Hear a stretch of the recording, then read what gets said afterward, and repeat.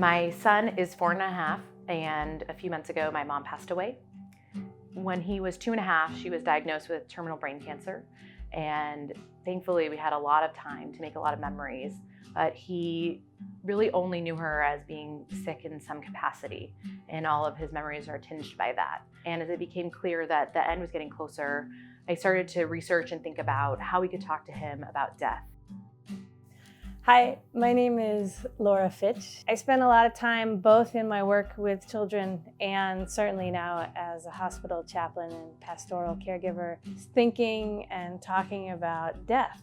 I recommend talking about it from the very beginning, and certainly with a 2-year-old or a 3-year-old, we can look at a leaf and watch it go from green to brown to dust and see the cycle of life. And that's very simple for a 3-year-old to see. I remember the first time that death really showed up in my life, it was with an animal. And I was 14, I was at summer camp. So the camp was a Quaker camp, and that included every morning the camp community, the entire camp community gathered in silence.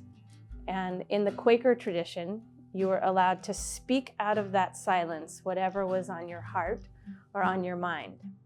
And there was this incredible thing that happened where people started to share their stories of experiencing death. We asked him if he wanted to go to the funeral, and he said he did. We weren't really sure what was going to happen, how was it going to go, was it going to work? And that just required a lot of trust. Had to spend time just saying, like, however it was going to be okay. And we wanted it to be really tangible for him that she was now going to be buried, and that was going to be really sad, and we would continue to talk about it. I think it's important to know as an adult what you are prepared for, and to know the child. If your child is prone to anxiety and or nightmares or holding on to something, if your child is really curious and wants to know things, every child is different. Every relationship with a child is different. So these are the questions to ask before the moment. After the funeral, we had a full week of shiva, and for the first couple of nights, my son participated. So we received guests, and we talked to them about our memories, and we did a short service. And so he was there for that. You could hear people sharing their stories and memories. It helps all mourners if you can start to make it more normal and more accessible, and help kids through something that can be scary. But if we demystify it a little bit, it can make a big difference.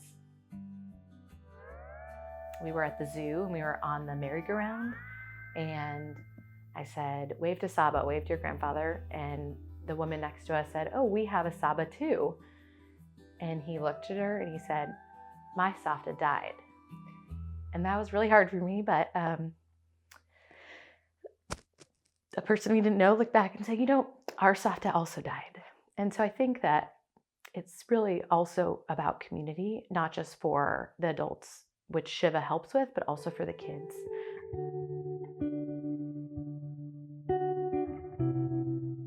None of us really know what happens when we die. It's wonderful to know what you believe, what your family traditions are. It's also really wonderful to create space for your kids to ask questions. It's wonderful for your kids to say what they believe. Find your team, make a community.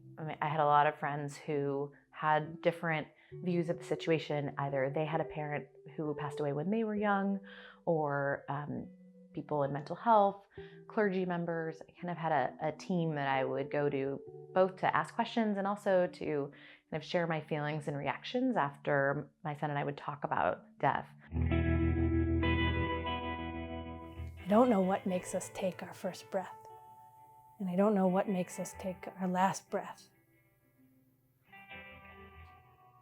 And so it's wonderful to be able to talk about them.